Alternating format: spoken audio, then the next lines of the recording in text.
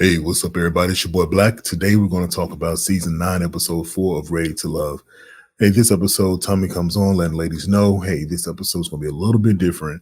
I want you guys to take the men on dates to places that you frequent, places that are one of your favorite places, and also incorporate the conversation of intimacy. So it's going to be really interesting. Also, Justin was introduced to the ladies. Justin's 34 years old. He's a PE coach.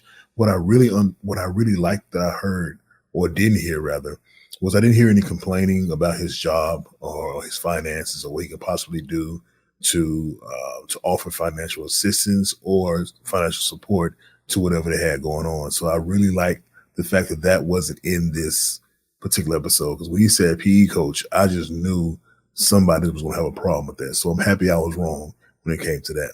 All right, so now up next we have Alexis. We have Will, William, Lamar, and Rasheeah. They all go to the gym.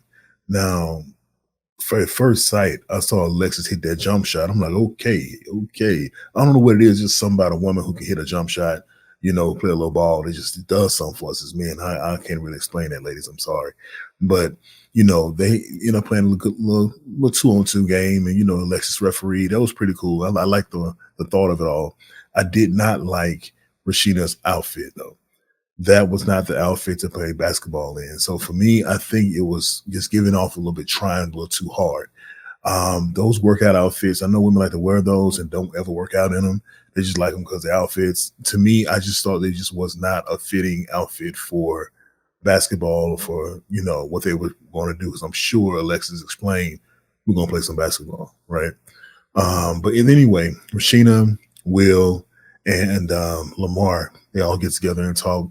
Rasheeah states that, all of her relationships have been 3 years or more, which is great. Longevity is really good. Saying you can be in a consistent relationship is good. But then that question comes up as to why none of those relationships ended in marriage. I'm not saying it's her fault. I'm not saying it's their fault, but that's a good follow-up question for the guys to ask.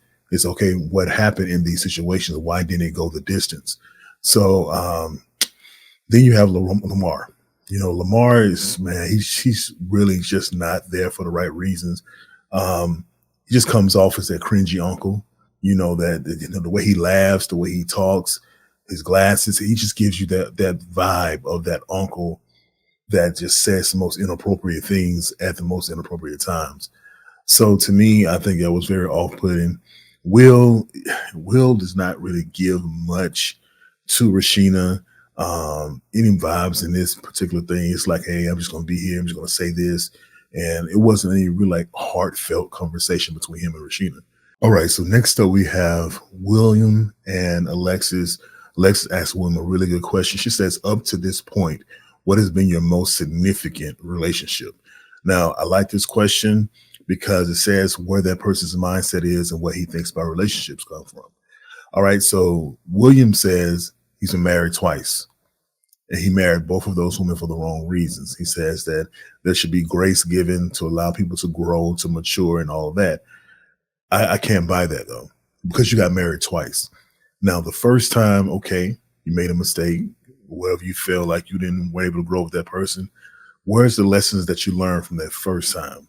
So if you're in a situation and someone tells you it takes them multiple times to get something right, multiple times to learn a lesson, that's a bit of a turnoff. I won't necessarily say it's a red flag, but I will say it's a bit of a turnoff because you have to get yourself together either before the relationship or during the relationship. Through the course of the marriage, before you say, I do, you're really supposed to know that's who you want to be with for the rest of your life. You're really supposed to know and understand how each other grows from the course of the relationship.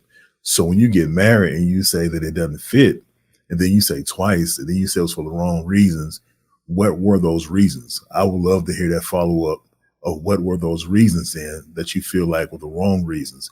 And that would have told me a lot about who William is and what's important to him when it comes to finding a potential partner. All right. So next up, we have Alexis talking to Lamar and William. And Alexis hits him with the same question about intimacy.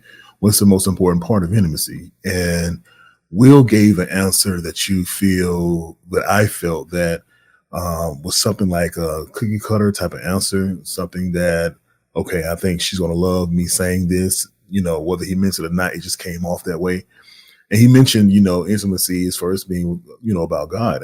I get that, but just the way that he kind of projected that, it just seemed like it was an answer that he wanted to hit home instead of an answer that came from the heart. So he even said that the craziest thing he said was that before I can even get intimate with a chick or a girl. Now, I'm just gonna say this. First of all, you guys know me well enough to know I don't pander. But in this situation, man, as a man, we got to stop calling women chicks. We got to stop calling them girls. These are grown women that we're talking to, and you're talking to a woman, and you're referring to her as a chick, as a girl. We don't like when people call us boy.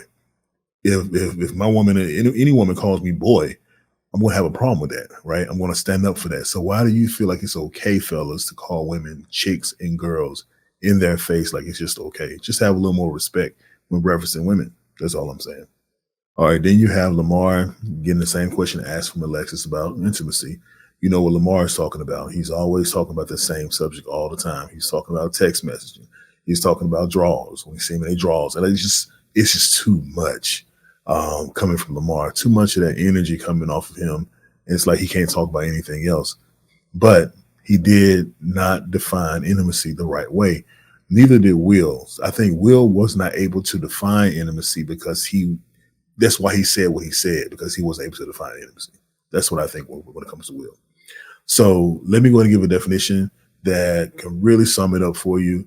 Intimacy is the exchange of energy that you share with a partner that's on the same wavelength to help create an enjoyable experience. So cooking together can be intimate. Watching a good movie together, watching a good TV show together, laughing together about it, just bonding over things that are a little bit on a deeper level. It's what intimacy is. So it does not always include anything that is in anything that is physical.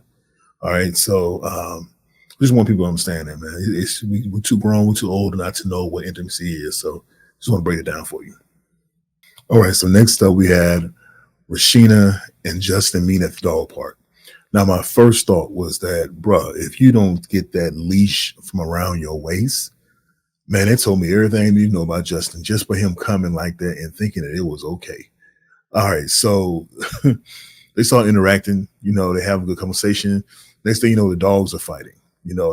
His dog is unhinged. He's just going up to everybody, sniffing other dogs, barking at other dogs, causing problems, all types of chaos. But he can't control his dog. That's something that comes off a certain way if you can't control your dog. And a woman watching you try to control it and you can't do it, it just comes off a certain way. Ladies, let me know if I'm incorrect in the comments. I'll take your feedback on that one. But to me, it just seems like when a man has an opportunity to control something and you see how he handles it, he doesn't handle it well, it can come off as a bad thing or a red flag. That's all I'm saying. But they did end up having good conversations. What I really like, though, is that how, as the conversation went along with him and Rasheeah, he was man enough to actually say how he felt. I really appreciate that because most of us, we have a hard time doing that. We enjoy a date. We're having a good date. We're having a good time. We don't say anything about it. We don't say anything about the experience. And he did a good job of detailing why he was enjoying himself. It wasn't as simple as saying, hey, I'm having a good time with you. He actually told her why he was having a good time with her, how the conversations were going for him, what they meant to him. That was really, really good. That's a way to be vulnerable on the first date in a different type of way. So I do like the way that Justin did that. I give him props for that. All right. So then, Justin asked Rasheeah, what's some characteristics you're looking for in a partner? And I always cringe when this question comes up because I don't know how people are going to answer it. But she did a very good job, in my opinion, a very good job of answering these questions. She listed off characteristics she wanted her potential partner to have. And that's good to know. That's good to show, because once you give that list and that man doesn't match that list, then he can't say he didn't know. He can't say, oh, I thought you wanted this, or I thought you wanted that. When you spell it out for him and he doesn't match that bar, then you letting him go should not be a difficult decision for you to make. All right. So next we have Laylleh comes in to talk to Tommy. She says she has something to tell him. Has some family things going on. Tommy says, "Hey, you can take the week off." I knew at that point that's not what Laylleh wanted. She was more so leaning towards, "Hey, I'm gonna have to leave the show. I'm not gonna be able to stay here for this. I gotta leave the show." So because of that, I just think that honestly, I think Laylleh just did not find a good match there. I think she had an opportunity to see all the men that were there. I don't think it was a good fit for her. If it was something in personally going on in her family, I apologize. But the thing about it, from what I can tell, the way that the first interaction with Tommy went and the way the second one went, because he said, "I give you a week, take care of your business, whatever. You have to worry about dates, just focus on family." And then for her to come back and say it again, because they're not shooting 24/7. They're not on the camera 24/7. So she's had opportunity to take care of that and that. But hey, again, I don't know the situation. I just don't think that she found that ideal match that she was looking for coming onto the show. Okay. That's just my thought. All right. So Chaz, Koshia, Patrice, Alonso, and Vanessa all meet at Chaz's place. I like the spread Chaz had, man. He had a really nice spread for everyone to just dig in and have a good time while they were there eating everything. Then we have Alonso. He takes Koshia, has some one-on-one time with her, and actually apologizes to her about his behavior. I really would have liked to hear more of the details of why he was apologizing. He just said he didn't want to make her feel a certain kind of way, and I thank him for that. But it's also taking accountability for how you really truly meant what you said, because it was no confusion about you meaning that in a intimate way. So my thing was that own up to that. Say you lied. I lied to you about me not knowing that I was yeah, it was what it was. I mean, like I say, everybody messes up sometimes. Everybody says the wrong thing and slip up and all that good stuff, but you got to own up to it. So, as he's apologizing, they hear a knock on the door. It's Justin. Now, Justin just walks in. I don't understand where he thinks he is, whose house he think he walking into. But I tell you what, that's how folk end up on the news. Okay. I didn't hear anyone say, "Come in." Bro, you don't come to nobody's house, just walk in. So of course, rightfully so, he sits down and Chaz, is going to go back and forth with him, with with a little light tussle. Because one, you just walk into his house, he's trying to calm down from that. I know I would be. So Chaz asks, "Hey man, where are you from?" He says Mississippi. He says his granddaddy was the mayor. I'm like, "Oh, what? Where's that coming from?" Chaz said, "Hey, why are you leading with that? What's going on? Why are you what's the purpose of that?" And I have to agree with Chaz that why are you leading with your grandfather being the mayor? Now I understand you can be proud of your family. I can still understand you being proud of your heritage. Nothing is wrong with that. But how does that fit into this conversation when someone's asking you simply, "Where are you from?" So to me, I think Justin was nervous. I think he was just trying to fit in the best way he could, but it came off a little bit like suspect. Like, why, bro? Why are you bringing this up now? They let it go. So they decided to play a little dominoes. You already know dominoes and liquor just don't mix. So, a little trash talking was shown. Of course, that we gonna do what we gonna do on a domino table. All right, so then we have Alonso talking to Patrice about wanting to watch a movie together. Man, he needs a friend. I'm fully understanding now. Alonso just needs a buddy. He's looking for his best friend out there instead of looking for a partner. Now he's going about it in a way where his woman's going to be his best friend, and then his woman's going to be his only friend. So, ladies, if you want a man who don't want to go anywhere, don't want to do anything, want to stay up under you, stay with you all the time, Alonso will fit that bill because he's not gonna have anything else to do but spend time with you. There's just the vibe and the energy that he gives off. He's the type that's going to be on your nerves. He's just around so much. It's like you ain't got nothing else you can do. You can't go bowling with some friends. Something you can't do nothing. So you're going to get that energy from Alonso. Not saying he's a bad guy. Not saying he's not funny or a fun guy, but he seems to be the type of guy who's going to want to spend a lot of time with you. But it was ended up being pretty good. End up calling it a night, right? So Koshia starts it off. After that one person goes home, everybody else got to follow. So everybody starts following Koshia out. I'll go, "Thanks for having me over. Had a great time. See you guys later." All that good stuff. But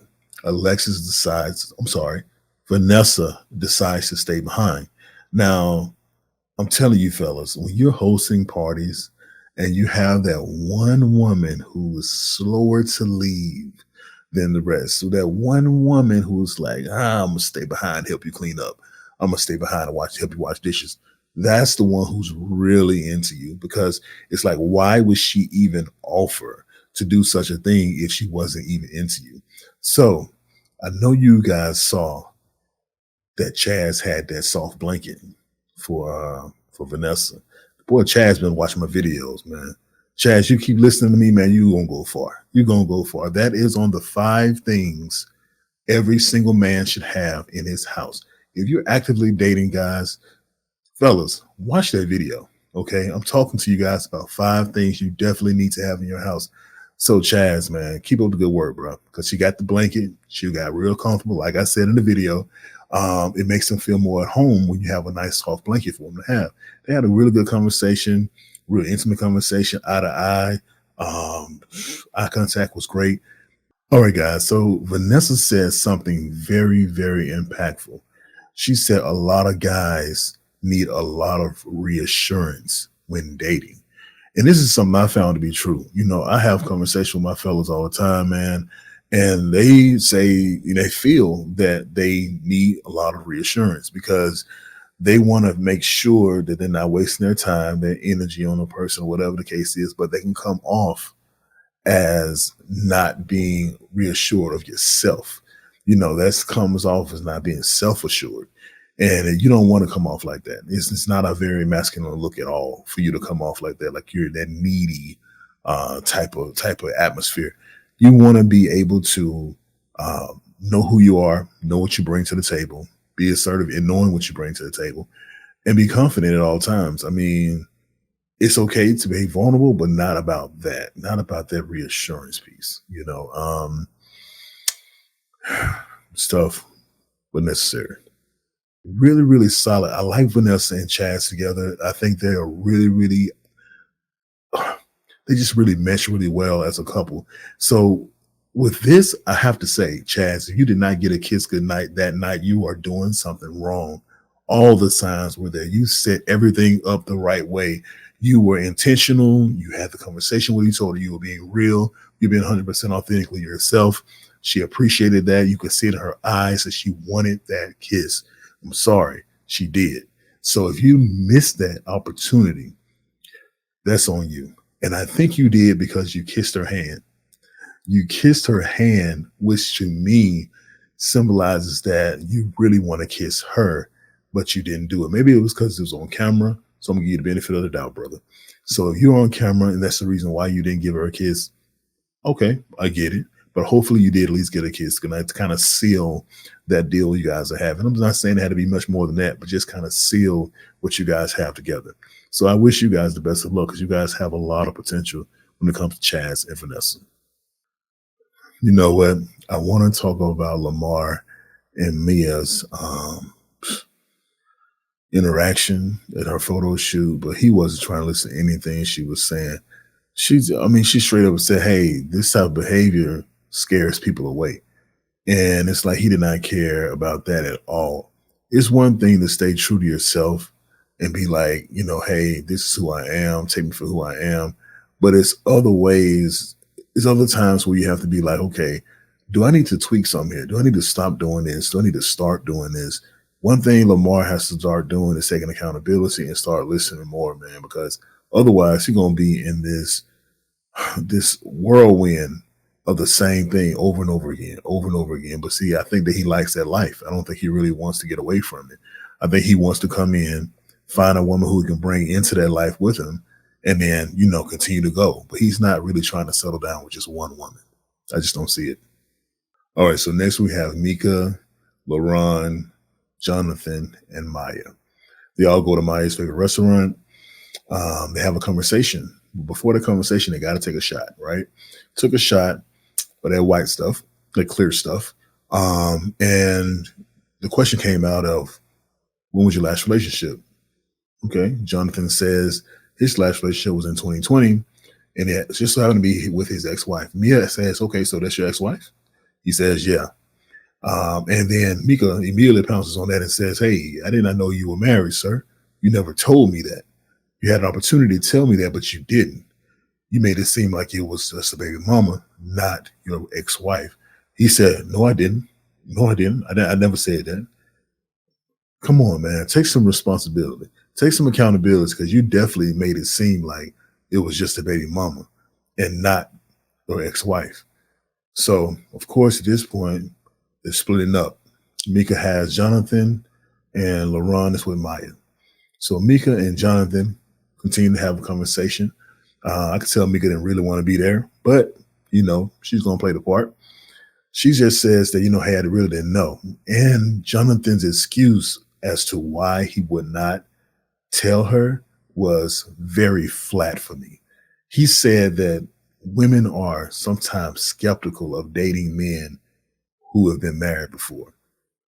Bruh, any woman that's there that you want to talk to, they're going to have to find out that you're married sooner or later. Why not let that be one of the first things you say to get that out of the way? Because if she can't handle it, she needs to go to the left or to the right. But you told Maya you were married. You told Leen you were married. So why couldn't you tell Mika and April at the same time, that you were married before? My thought is that he was too scared. My thought is that Mika is too much of a woman for him. She's too strong for him.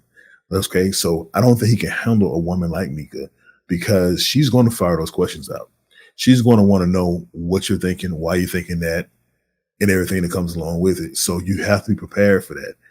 April also has a very strong personality, but I think of the two, it was just a lot for him to handle. Even in doing the one-on-one, he just seemed a bit timid. Look, he seemed like he just didn't know what to say or how to say it, and it came off really bad for me.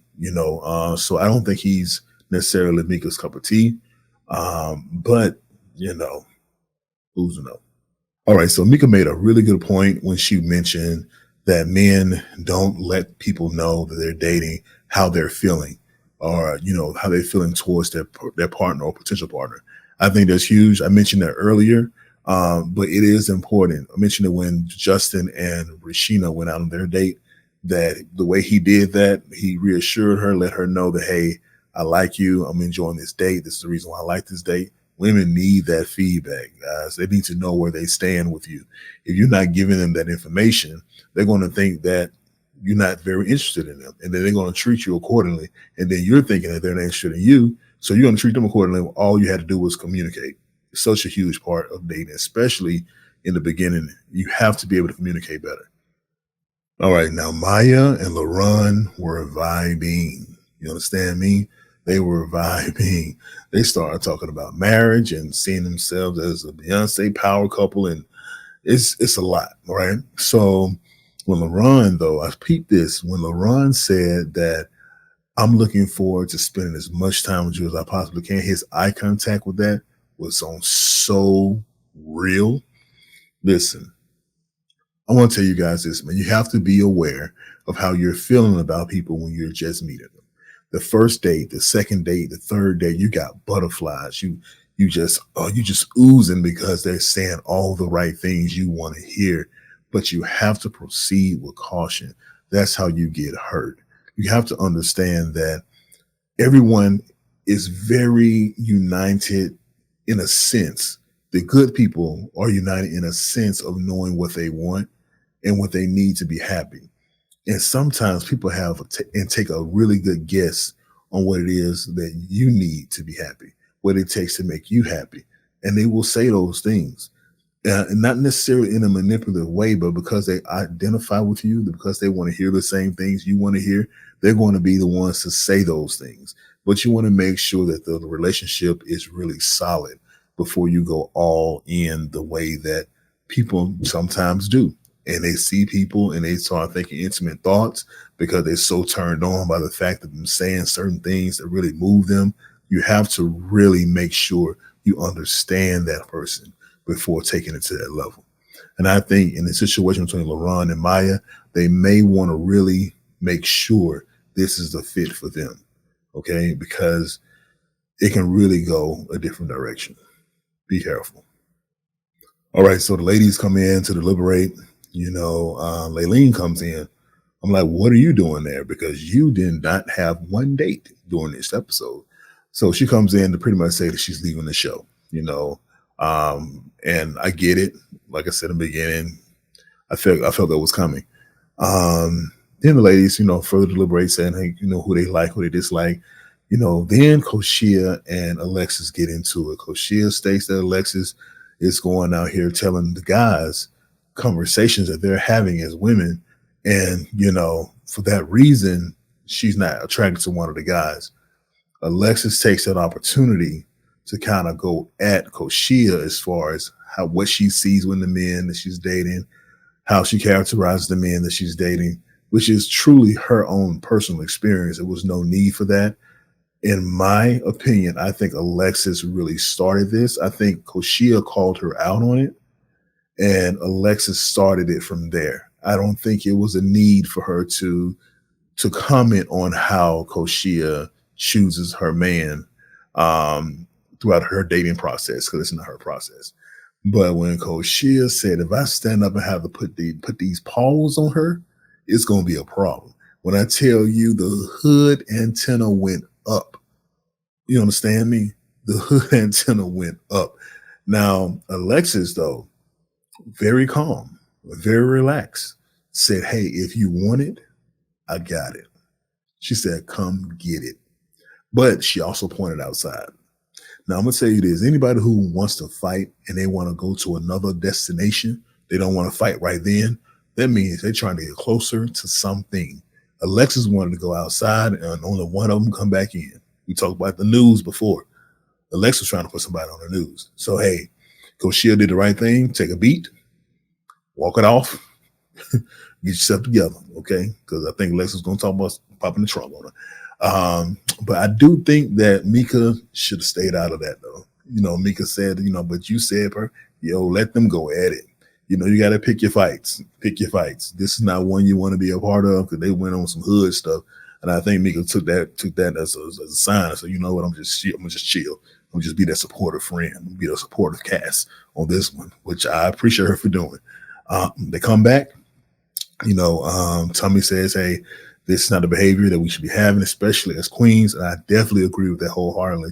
You consider yourself a queen, you have to make sure that crown is straight at all times. Even when it wants to move, you got to make sure you put it back together.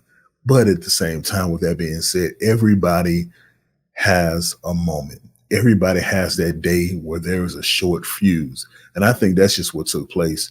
I think that there was a lot of built up frustration, tension that was going on. Koshia telling that lady that she's built like a 12-year-old. That was deeply rooted. Okay. She's been feeling that since episode 1.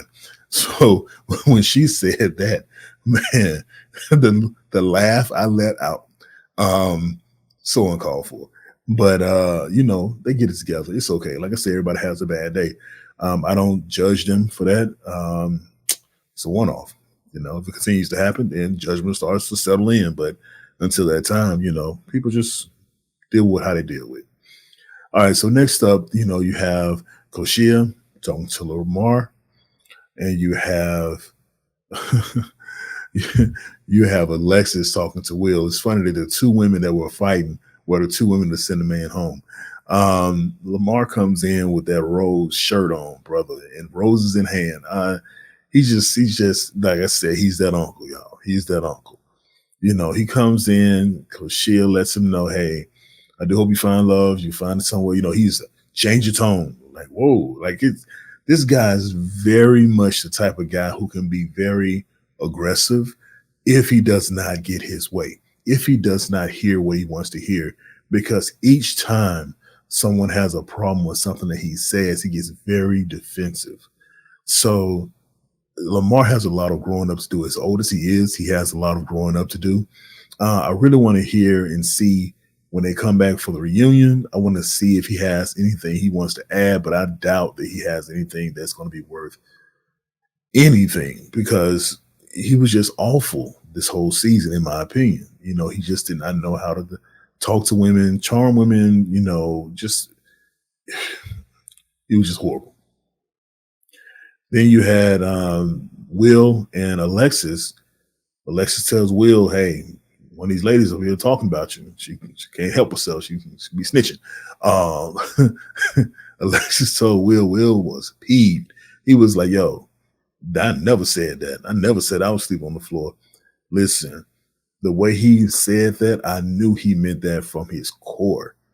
So I think that Patrice lied on this man. I really do. I want to see what happens with that part, because if you blatantly lying on people and for no good reason, the big question is going to be why. So he seemed really upset about it. He's like, yo, you out here telling people I'm sleeping on floors. It's not a good look. But anyway, Lamar gets sent home. As Lamar is getting sent home, looking like the cover of my book. With them roses on, man. Okay, guys. Lamar gets sent home, no accountability. The man asks for his roses back. I tell you, it's ridiculous. This man. I'm kind of happy he's gone. I didn't predict him leaving last week because I thought he was gonna keep him on for another episode because he is funny at times.